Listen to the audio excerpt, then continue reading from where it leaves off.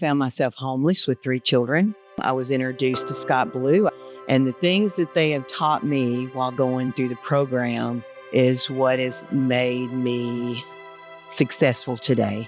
Being a single mom can be overwhelming, period. Now, single mom, homeless with a disabled child, a whole nother ballgame. To get what you want, it just takes time. And I think a lot of us that were homeless, we want what we want when we want it now because we're in survival mode. I'm not in survival mode anymore. He's given me the tools to process my next steps. You work towards something, having faith that it's going to work out. Surround yourself with a team of people that are there to cheer you on, to pick you up on occasion, what have you. Some people don't know how to put up with the stress of a hurting person because hurting people hurt people. So, Sherry, what is the big news that you have to share with everyone next? What's the next thing for you guys? Me and Olivia.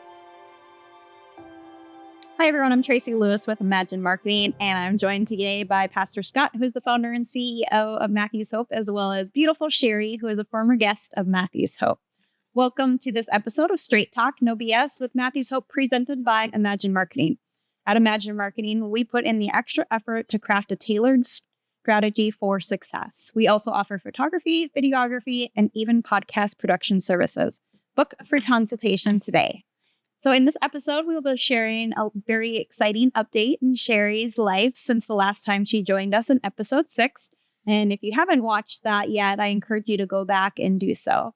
So welcome back, Sherry. Thank you guys both for being here and joining us again.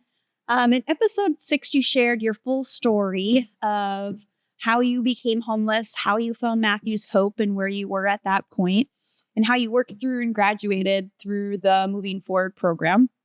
For anyone who hasn't seen that already, can you give us the shortened version of your story of that? Well, thanks for having me. I am Sherry Easley.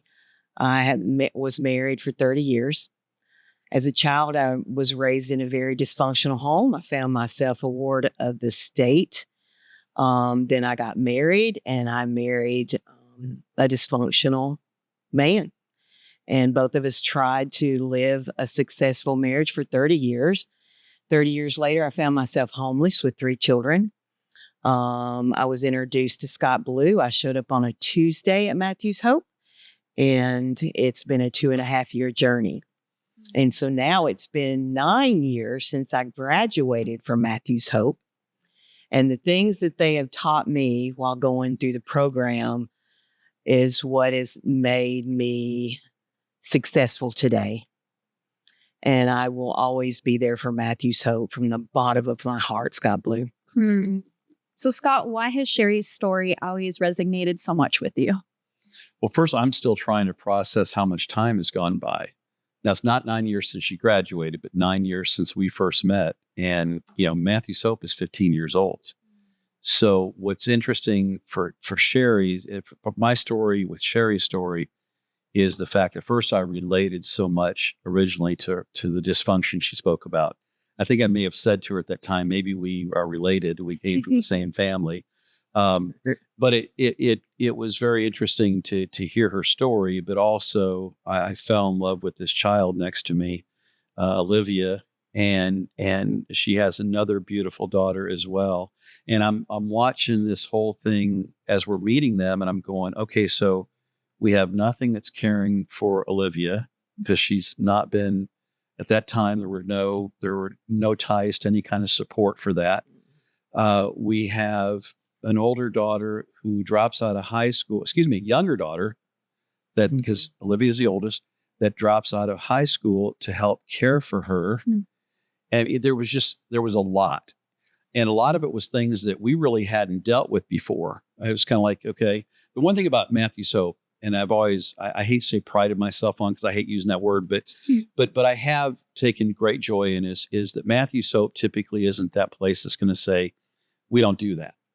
We look at that and we go, well, we hadn't seen that one before. Give us some time. And over time, we were able to we literally, remember we had to prove that Olivia was born with Down syndrome. Okay. I found that fascinating that we had to actually have, they did the blood tests and stuff to show her DNA. In fact, I'm going, okay. We talked about Shelley before. She has a child that's born in towns. It's pretty easy to spot. It's one of the rare disabilities that's fairly easy to spot, right? And so you're going like, we have to do tests for this before we can even apply for any kind of that. And then we're looking also, we're sitting there going, oh, wait a minute. We have this other one that if we don't catch her real quick, she's going to be a high school dropout and eventually her life needs to go on too. So we are able to get her off into the school to get her GED. She then became and I always screw this. At 50. Okay. At 50. Yeah. GD at 50. Yeah. That was yours. I'm talking about hers. Oh, Okay. okay. So yeah, so she's had her. So now she gets her GED at 50. We have, we have the youngest are getting her GED, and we're getting her this. So all these things are happening. Transformation. But the process through it was, and it wasn't always easy, and she wasn't always happy with me. But Sherry was always one that if she didn't like what I told her or one of the other staff told her, she processed it over a period of time. And she'd kind of go, okay, I mean, I like this, but I understand. And the one thing I like the most is one day when she says, I put all my stuff out on the floor and she goes, this is where I've been, this is where I'm at, and this is where I want to go. And so even if she didn't like this place she was in, she realized to get where she wanted to go was going to require this. And rather than just continuously buck the system, which some people do, she stuck with it. And so she's one of our earliest, most, in my mind, successful graduates of our program, Moving Hope Forward program, because other little funky things happen, like when you got your job at Lowe's at first, okay? And that came a lot about, we had a relationship with Lowe's, which didn't get her the job, but the fact that she had been working in our Hope Chest shop and doing woodwork, she'd learned these tools and stuff, and next thing you know, she's going to work for Lowe's, okay? And then we were able to help Olivia get into a program called Special Hearts Farm, which was just starting up. Great program. And we were able to get in her. Next thing I know, they're hiring her from Lowe's to go to work over there. And so there's just this process. And then her pastor, who originally brought her to us, which is an unusual thing. I mean, they came to us and said, we're not equipped to do this. You're equipped to do this. We want to do whatever we can to support you guys in her process. Next thing you know, she's going to work for the church. And so they were able to give her some freedom that she needed for the care of Olivia. So just so many things, and her willingness to kind of go, okay, well, I guess we're going this way a little bit and we're going this way. And, as I learn each day, we're still kind of going this way or that way as things need to be. But the bottom line is Sherry was reacquainted with the tools that were already in her toolbox, given new tools for her toolbox as far as how to deal with life, deal with the different things that have taken place in her life to be where she's at now, which is, again, I encourage people to go back to I think it's number 6 and look at that and then be able to catch up completely to where we're going at today. Definitely. So let's talk about that. So Sherry, what is the big news that you have to share with everyone now? What's the next thing for you guys? Me and Olivia is going to become homeowners. Congratulations. Yep. Wow. So in a year, we went to Habitat for Humanity and applied to see if we qualified. And I knew that I had to meet the qualifications. So I worked on that. It took me a few months and then I was approved. And so now they've got the 4 walls. Wow. And how is that application process? Well, you have to have a certain credit score and you have to have a clean background. You have to have a certain amount of income and you have to qualify because I'm a single mom with a special needs child that give me some of advantage. And so they just started the process. And then when I went to my job at Discovery Church, and I just went to them and said, this is what I feel like where God is leading me. And they said, however we can help. And the journey has been about a year. Okay. And so now I am able to work on being a mom and the Habitat. Nice. And how was that feeling? Can you describe the feeling when you were accepted and you knew that you're taking those steps to be a homeowner? It was such a feeling. I have been working on the things that I learned. One of the things that I learned when I was in Matthew's Hope is to make goals. And even though your goals is not going to be for 10 years out, have a vision for it, like a vision board. And my goal ever since then is to find out the steps that I need to take for Olivia when I pass. Is her financials going to be done, and medical, social well-being, all of these things. So each step that I've taken throughout the last 10 years has been that goal. Mhm. And so now my goal of I wanted Olivia to have a forever home. And so now this is has allowed her to have her own home forever. And that's such a great feeling. And it's going to be affordable to where she can live there forever. Right. Keyword affordable. Scott, how did you feel? What did you think when you heard the news? First, I picked myself off the floor because I was thrilled. I have often felt that, what a lot of people don't understand, they say, well, why is there so many different nonprofits and why don't this one do that and that? Look, the reality of it is you can be really good at a few things or you can be okay at a lot of things. And we know we're not, yes, we've built houses, but we build transitional homes that people come and go and they were able to live in that. But the beauty of that is while living in our transitional homes, it's an actual house they lived in. They learned what it took to maintain a home. And that's the thing that no one is able to do like we do, I believe, is be able to give someone that accountability and that privilege of living in that home, knowing when you got to call and say, hey, I think we need a plumber, instead of waiting until all of a sudden water's squirting up from the floor, or I see a spot in the ceiling, call somebody, take care of the house and the yard and what have you. And Shelley and people that come through our Moving Forward program, transitional housing, they all have to learn that. So to me, a natural progression was always a Habitat house. Because Habitat they build houses. That's what they do really, really well. But I've always felt that when you have someone who's worked a program like Matthew's Hope, learned how to maintain a household, understand what's involved with it. I mean, because when you go through our transitional housing, you're brought aware of what it costs for everything. You're involved with every aspect of it. And because of that, it puts someone in a position like Shelley that she's prepared to own a home, whether that came through Habitat or some other way. She knows what it takes to do that. And so to me, it was a natural progression for her to be able to go from our program into being able to be awarded a home through their program. And so I was thrilled because to me, it was something I tried to push for 5-6 years ago. Right. Yeah. And to where I kind of went, okay, that's just not going to happen. All of a sudden it happens and I go, oh, this is fantastic. Amazing. And it allowed also, I think that it's allowing the people that pay attention on social media or follow our podcast to watch the greatest part of their life story unfold over these last several years. Because people always ask me, well, what do you think happened to them? What happened to them? Because a lot of times we don't know. We get letters. I get letters on occasion. Someone will say, hey, you haven't heard from me. I don't know if you remember me. It's been a few years. I went through your program letting you know that, hey, we're settled in Pennsylvania now. We have a house and this is what we're doing. Those are cool when you get it, but you constantly don't always know. And so to be able to be in the audience, for lack of a better term, of Shelley's life and play a small role along that way and then see this reward and knowing what it does for Olivia long term. Because as in prior podcasts, we've talked about the challenges of caregivers outliving their children, their challenged children.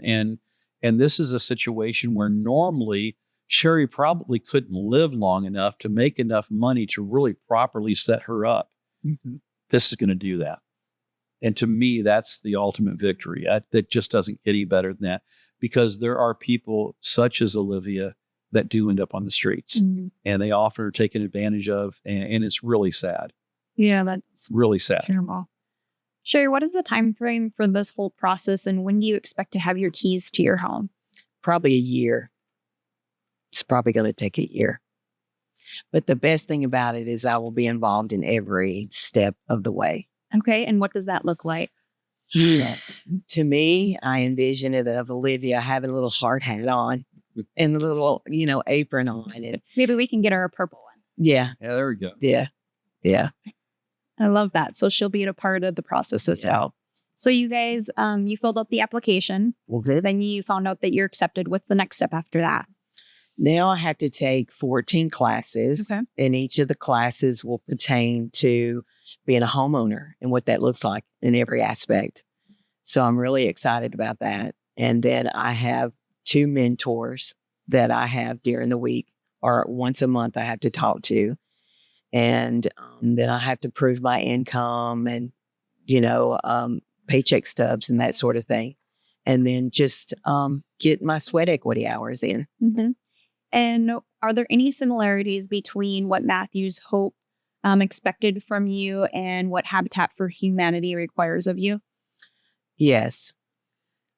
The first one, I would say that it takes time to get what you want. It just takes time. And I think a lot of us that were homeless, we want what we want when we want it now because we're in survival mode. Ooh, I bet, yeah. And I'm not in survival mode anymore. He's given me the tools to process my next steps. So that's what I do with my life now. No, love that. I will say that I would be lying if I said everyone that went through our Moving Forward program did it like Sherry did, and that'd be a lie. But I will tell you the ones that have, like Shannon and others, that truly were methodical about it and realized it was a process. If you go to Matthew's Hope, you'll see a lot of our guests wearing shirts now that say "Trust the process."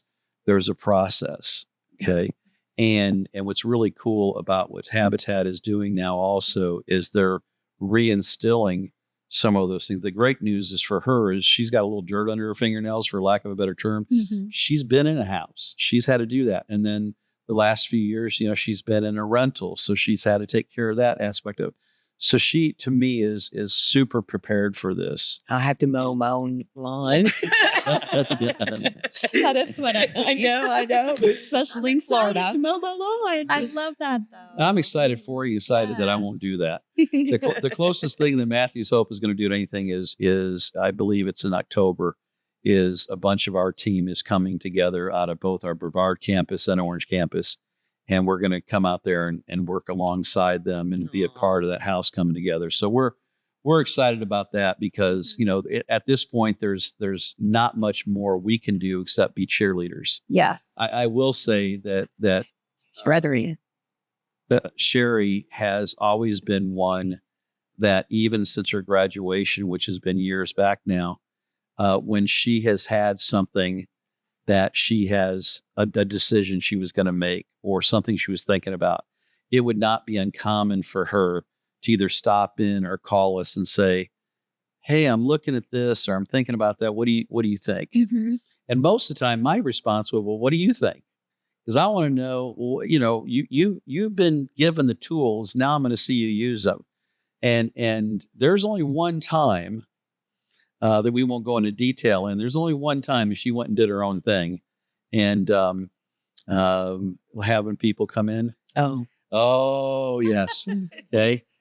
Because Sherry also has an amazing heart, and she wants to help others, and so she had to learn the hard way of what I meant when I said you got to have boundaries when you're helping others, and that put her in a rough position for a little while. That was hard for her. But rather than whining about it, she went, okay. Now I took no pride in it when she did come to me and say, okay. Okay, you might have been right. Might have been right on that one. Not me. I took no pride in it at all. But at the same time, I took more pride, if you wouldn't use that word, is the fact that, okay, she realized, okay, I just stepped in some and now I'm going to have to figure out how to get it off my own shoe. And she did that. Okay. And again, that would have been something that for many people would have derailed, and I don't want to get into the details, but it really was her trying to help someone who wasn't ready to help themselves. Gotcha. And when that happened, it caught her in the bad spot. Mm-hmm. So Sherry, when you think back now to where you were when you first were introduced to Matthew's Hope, could you ever imagine that you would be on your way to having your own forever home? It was on my vision board. Okay. I didn't know how and I didn't know when, but I did see it because that was a part of my goal, is to get her into a home of her own. I love that. And I feel like that's very important to know where you're going, even if you don't know the steps yet. Yep. Well, and one thing we always say at Matthew's Hope is we got to have an end game. Now, we might not have the exact end game, but you got to be working for towards something. Faith. Yeah. You work towards something, having faith that it's going to work out. Surround yourself with a team of people that are there to cheer you on, to pick you up on occasion, what have you. Mm-hmm.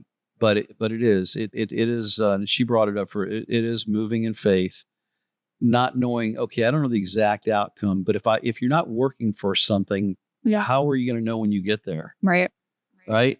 And just like I tell people all the time, I mean, I tell people, don't forget your past either.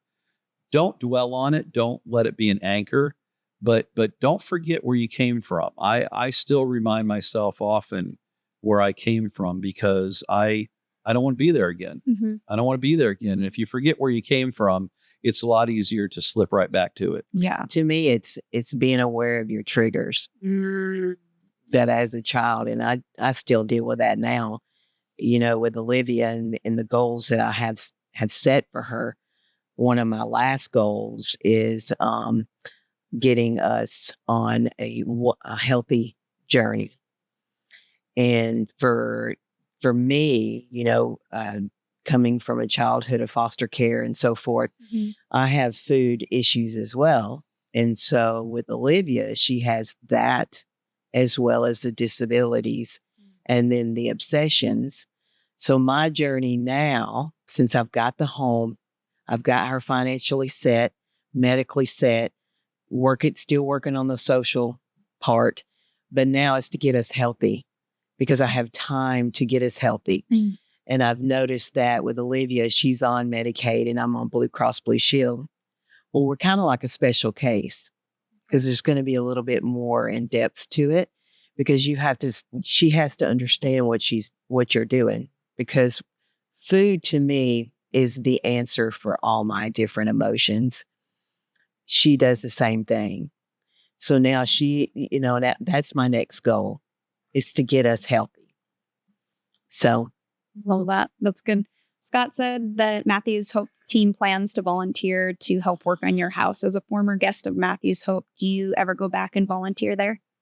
At Matthew's Hope? Yeah, I do. And what is your role there? With Olivia, she's been in the pantry on Tuesdays, and serves in the fulfillment. And then if Scott needs me for anything, I'll come over there and do the same. And I just told him a few minutes ago that with a lot of more time on our hands, that I would love to participate in volunteering to find an area that she can serve and be able to know that she's serving. Sure. So we would love to do that. I love that. And I will say that there's been times we have called Sherry in to talk to one of our other single moms. Being a single mom can be overwhelming, period. Being a single mom that has become homeless takes it to a whole nother level. And when you think it can't get worse and people say, I just can't do this, I go, well, let me introduce you to Sherry. Yeah. Okay. Now, single mom, homeless with a disabled child, a whole nother ballgame. And most have said, oh, well, if she can, I guess I can't complain anymore. She's also led some women's Bible studies with some of our guests, female guests and stuff. So there's a couple of different ways over the years that she's served. The bottom line is she's definitely part of the family. She keeps connected to us one way or the other. And, I wouldn't have it any other way.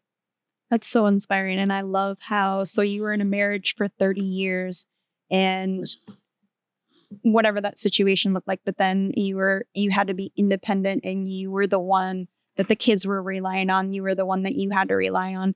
And you learned how to do all of that and be so strong. And now you're inspiring and leading so many others and showing that example that they can do it too. I think that's pretty special. Yeah. That's really amazing. Yeah. It's to be able to walk in your own footsteps and see through your own eyes. And for me, that's one thing I had to learn, because I saw through my husband's eyes. My strength come from his strength. And then when he was gone, I had to learn to do that by myself. And I didn't do so well. And I had 3 little eyes looking at me. And that's how important it is for people that have the calling and the gift to help homeless people, us, because there's a diamond in the rough. We all want the same thing. We just don't know how to get it and don't have to ask for it. Mm-hmm. You know, and some people don't know how to put up with the stress of a hurting person, because hurting people hurt people. Mm-hmm. So it takes that special person. And I have found that is my calling now, is to sit down with people and share my story with them. That's beautiful. Use it as a tool in my tool belt. Right. Right. Well, what a journey you've had. And I'm so excited for you. I'm excited to see your new home. Thank you. Pretty cool. And all of that's to come with it. And I'm just so inspired by you. Thank you so much. When I have a weekday, I'll just be like, Sherry, she's amazing. We can do this. You know, as moms, we all have our weekdays and whatnot, and that's good. But I'm really inspired by you. And I'm sure plenty of other women have been and will be as well. So keep rocking it. You're doing amazing. Thank you so much. And thank you for serving. Well, you know what? It's pretty cool. We were actually talking about, before you got here today, we said, how much fun would it be to do a follow-up podcast from your living room one day? Oh, that'd be nice. That'd be kind of Yeah, cool. you'd like that. I think that'd be really cool. I'll have to see if we can talk to our producer, John, into moving all his equipment, because we can't stay there all day while we do other stuff. We might just stay for dinner and everything. Yeah, have a cookout. Hey. That's another thing I'm looking forward to, is grilling out in the backyard. That's pretty cool. That's really cool. Scott, if someone is inspired, I shouldn't even say if, when people are inspired by Sherry's story and wants to help support Matthew's Hope, how can they help? Well, I mean, to do what we do, it takes a lot of time, talents, treasures, and everybody has something different to offer. Some people are in a position they can become a donor for us. Other people are in a position where they can be a volunteer, and others have outside of their volunteer, they have a talent of something they can share that will help our guests move forward towards that life of independence and self-sustainability. So when you throw that online, first off is people can follow us at MatthewsHopeMinistries.org. They can follow us on our Facebook pages. You have Matthew's Hope Orange County, you have Matthew's Hope Brevard County. We're on Instagram. They can reach out to us to volunteer by calling 407-905-9500. We'd love to have you. I mean, here's the one challenge I think a lot of people have in coming with us is often people have a good heart, and heart is what gets them in trouble. Mm-hmm. I have to remind my staff and volunteers all the time is don't let your heart get ahead of your head, because we don't want to be in a position where we're enabling people or that we're hurting people along the way. I mean, one of the books, there's a couple books I asked my staff to read before they even come to work for us, and that is When Helping Hurts and Toxic Charity, and the third one being Boundaries. Mm. And the reason for those is because you can actually do more damage if you're not careful. And there's a lot of kind-hearted people that have done a lot of damage and don't even know they've done it. And we've had to go in behind them and kind of fix that. Well, in your case, it mostly damaged yourself. But the good news is you were able to work your way through that. And Sherry, just those of you that aren't seeing us and on camera, she just kind of gave me that look like, yeah, I kind of did that. So yeah, but the good news is you did not have the tools several years back. How you would have fallen apart and maybe fallen into a bottle. I had the heart, but not the wisdom. Mm-hmm. Yeah. And it's tough. Well, I think you did. You had the wisdom. You just didn't rely on it. You were told what the right and the wrong was, but you let the heart take over. And it's easy to happen. It's real easy to happen to let your heart take over. And if it does, the challenge is again, you could either create a lot of damage for yourself or damage somebody else unintentionally. And that's tough. And that's why it's so important. I think that someone connects with a group that they believe in, that they understand their mission and can buy into how their mission works, and then support what they're doing as opposed to just kind of going out there and doing your own thing. Right. Shelley, is there anything you'd like to say to all those in the community that have already donated to organizations like Matthew's Hope and Habitat for Humanity through the years? Yeah, I mean, I would love to share my experience of serving, that how it fulfills me when I serve others. It helps me get out of me. And so the satisfaction and just how it fills me full of joy and love and peace that I'm able to give to others. That's what I receive when I serve. And I would love for other people to feel that feeling, because in the world today, you see so much hate, Yeah. and the biggest thing I believe in my life is love, just love. Right. Odd how that works from a biblical standpoint, isn't it? Yeah. What's the greatest of these? Oh, yeah. Love. Scott, is there anything you want to add while we have Shelley here? No, just remind her how proud I am of her and her entire family and how much I love her. And I just thank you for letting me be in the audience of your life and playing whatever little part that I and Matthew's Hope got to play, because this story is just starting. Yeah. And I think that I hope I live long enough to see how much more she's going to do.